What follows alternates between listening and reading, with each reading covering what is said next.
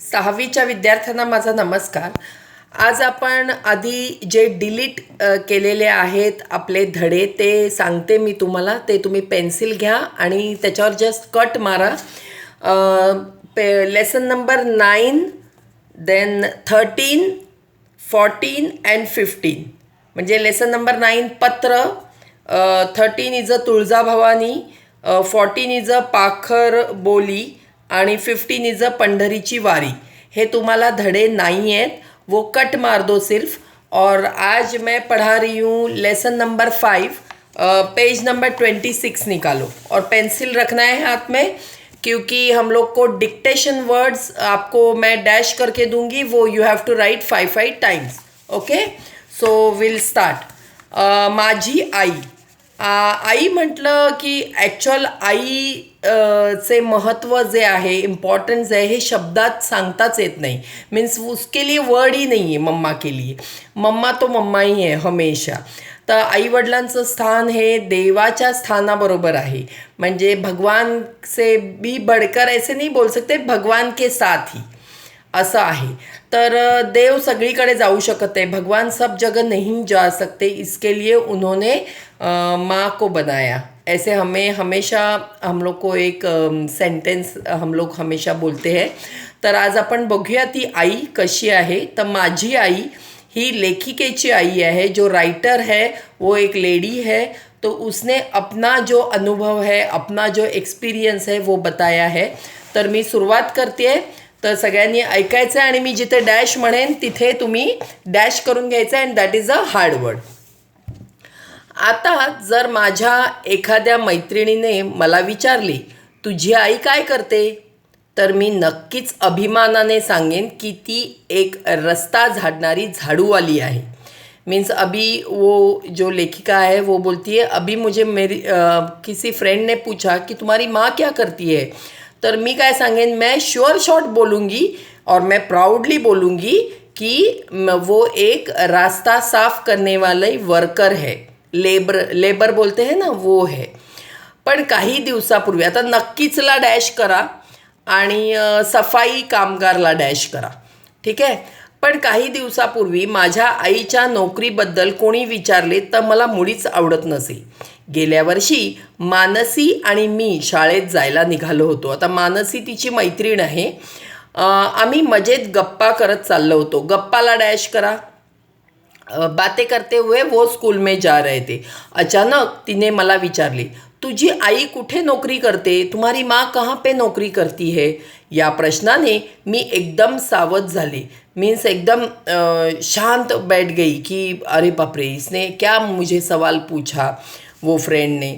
आणि प्रश्नाचे उत्तर देण्याऐवजी मी तिला विचारले तुझी आई काय करते. मीन्स उसने आंसर ही नहीं दिया और उसने फटाक से ऐसे पूछ लिया कि तुम्हारी मम्मी क्या करती है, वो फ्रेंड को ही पूछा. तिने अभिमानाने चटकन उत्तर दिले. मीन्स वो प्राउडली उसने आंसर दिया. वो जो फ्रेंड थी उसने, ती डॉक्टर आहे. डॉक्टरला डॅश करा. डॉक्टर मतलब मालूम है आपको कौन है. तुझी.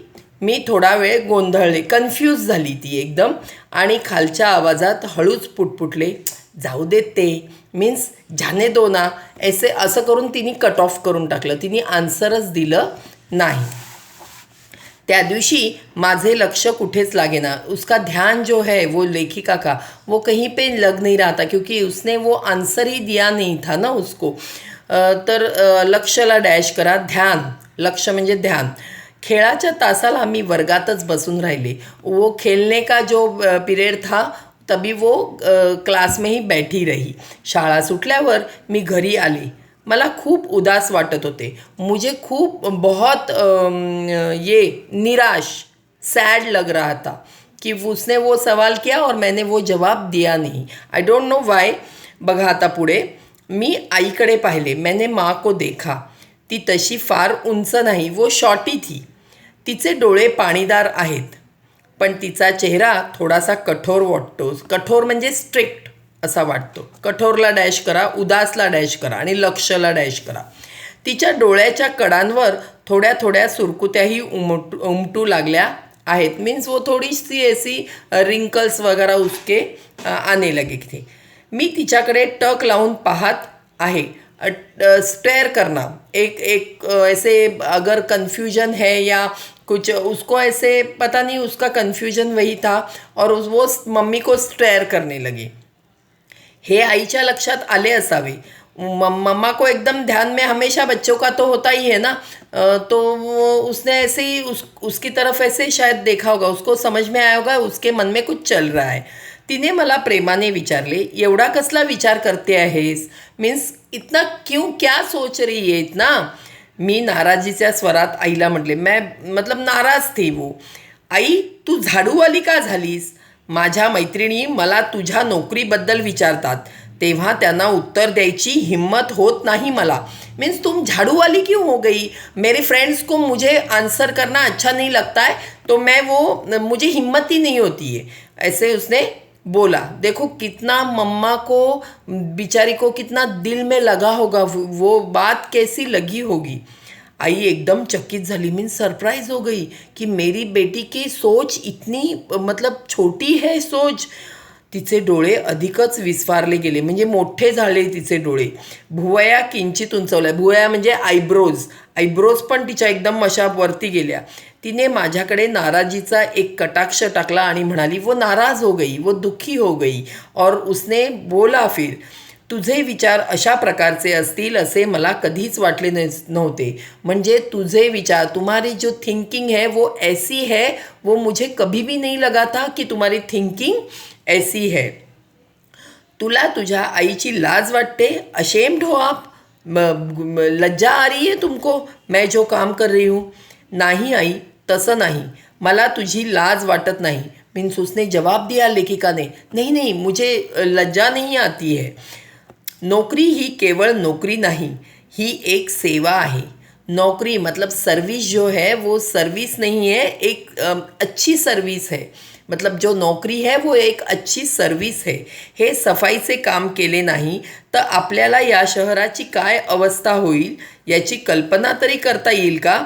आता बघा इथे मागे जाऊन बघा, आई एकदम चकित झाली, चकितला डॅश करा, मी विसरले सांगायला तुम्हाला। नंतर विस्फारले म्हणजे डोळे विस्फारून बघणे, मोठे करणे, तर ते बघा, त्याला डॅश करा। नंतर कटाक्ष मीन्स उसने एक नज़र फेरी उसके ऊपर, कटाक्षला डॅश करा। तर आणि इथे अवस्था की तर आपल्या या शहराची काय अवस्था होईल, क्या परिस्थिति होगी अगर सफाई कामगार नहीं रहेंगे। आप लोग भी सोचो ये सब। हाँ, याची कल्पना तरी करता येईल का? उसकी कल्पना भी कर नहीं सकते हम लोग। सफाई कामगार नहीं होंगे तो क्या होगा हमारे देश का, हमारे राष्ट्र का पूरे। हाँ, या हमारे यहाँ पे हमारे कॉलोनी में भी सादा एक दिन हमारे घर में कचरे वाला नहीं आएगा तो क्या हमारी हालत होती है।